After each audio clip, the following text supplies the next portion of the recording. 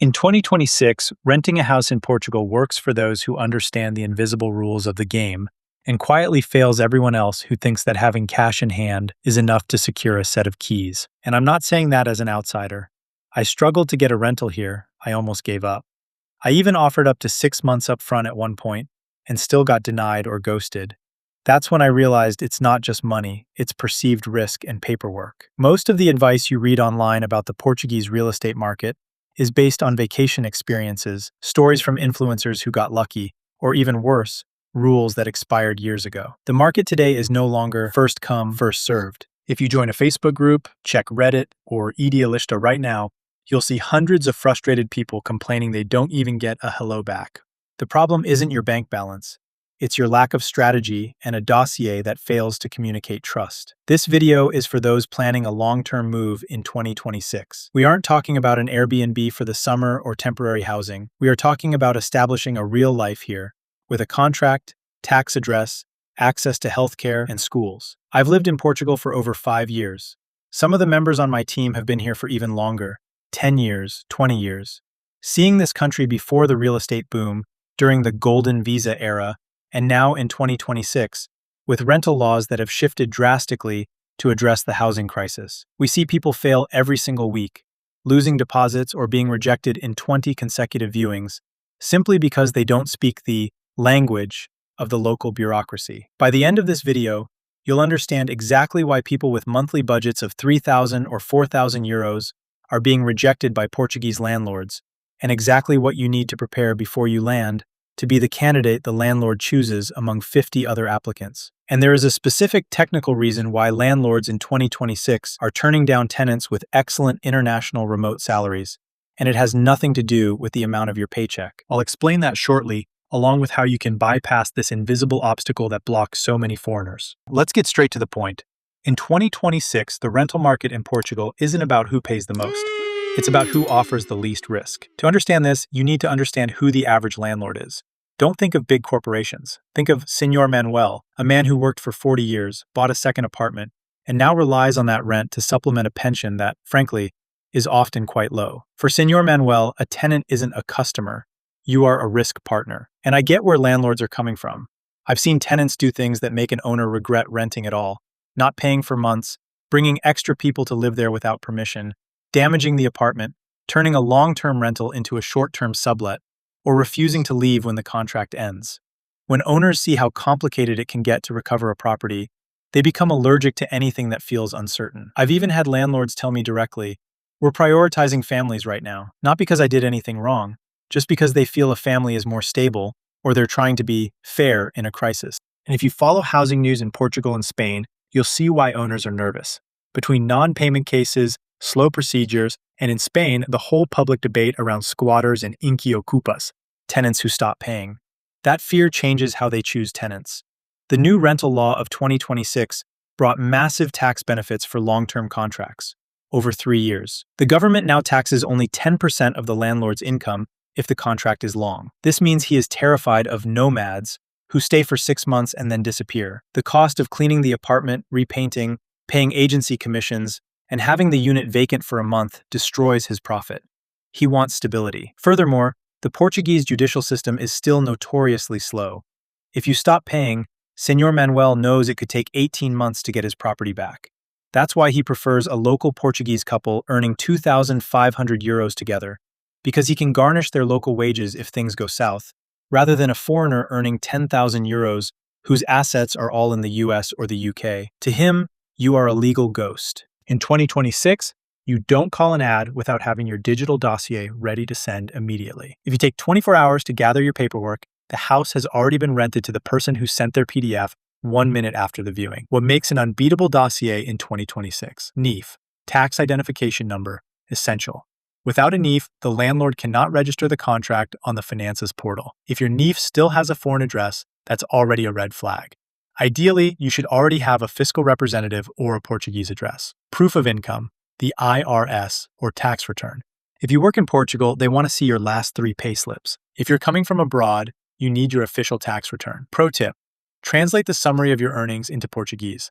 Don't expect a local landlord to navigate a 50-page US tax return. And here's the part most foreigners underestimate. If your income doesn't come from Portugal, some landlords will still treat it as less real, even if you earn way above what's needed. I had landlords say it to my face. You need to make money in Portugal. What they really mean is, I need income I can verify locally and enforce locally. The Nota de Liquidação. This is the official document proving you've settled your taxes. It's your good payer seal. Bank statements. They want to see your cash flow from the last 6 months. If a large sum of money suddenly dropped into your account yesterday, they will be suspicious of the source. I know this sounds like a mountain of paperwork, and it's easy to miss the one detail that will make a landlord trust you. That's why we created our free Portugal relocation checklist. It has a specific section just for renting, separating what's nice to have from what's mandatory. The link is in the description. Download it now to start organizing your digital folder. Let's talk about real money and the fine print of the law.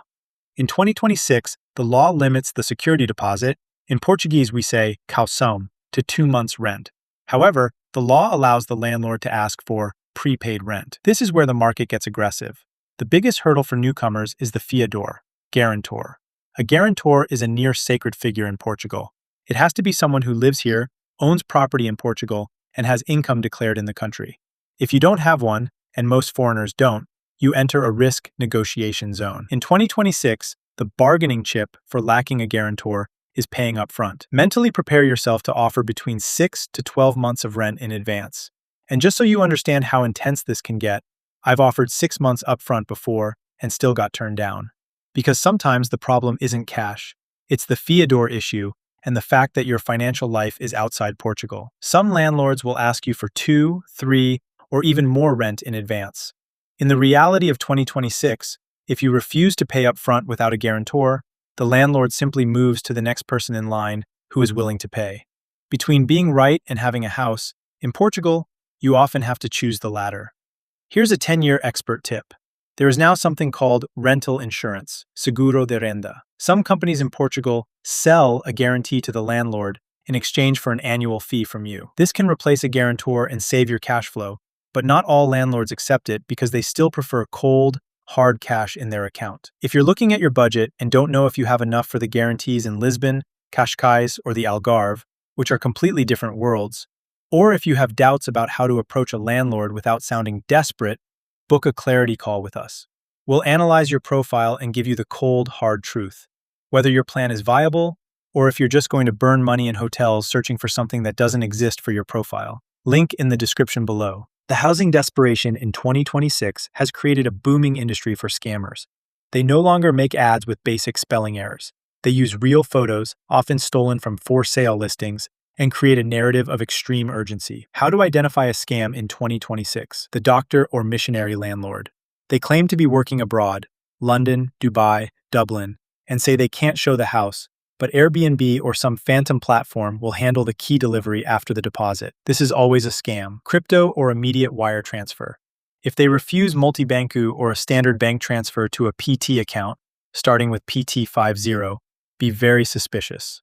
The certidão permanente. This tip is worth the whole video. Before signing or transferring anything, you can go to the land registry website and request a permanent certificate of the property. It costs about €6. It tells you who the true owner is. If the name on the contract doesn't match the name on the certificate, stop everything. You are about to be robbed. Let's say you were accepted. Congratulations! But the work isn't over. In 2026, disputes over deposits at the end of a lease have increased by 40%. Landlords are trying to use your security deposit to renovate their apartments at your expense. On the day you get the keys, do not start moving boxes in. Grab your phone and take a 10-minute video, uncut, of every single corner of the house. Open the shutters, turn on the taps, film the inside of the oven, and especially any scuffs on the floor or marks on the walls. Email that video to the landlord or agency that same day. This serves as your proof of the entry state. In Portugal, if it isn't documented, it didn't happen. Finanças registration. Demand proof of registration on the Portal das Finanças. The landlord must pay a stamp duty, 0.8% of the contract value. If they don't register it, you cannot deduct your rent on your taxes, which in 2026 can give you a return of up to €900 per year. And, more importantly, you won't have a valid proof of address for AIMA or for enrolling your children in public school. Do not accept under-the-table contracts. Let me tell you what desperation can push you into. I once rented a room temporarily with no proper paperwork, no recibos. And when you don't have receipts or a registered agreement, you don't have leverage. The owner lived in the apartment and slowly changed the deal. More people moved in, animals appeared, boundaries got blurred, and suddenly it was being treated like a friendly arrangement instead of what we agreed. Today, I'll be honest, if my only option was sharing a place with the owner like that again, I'd rather leave the country than live in constant stress. And that's why I'm strict on this next part. Demand proof of registration on finanzas. Do not accept under-the-table contracts. And yes, sometimes you compromise.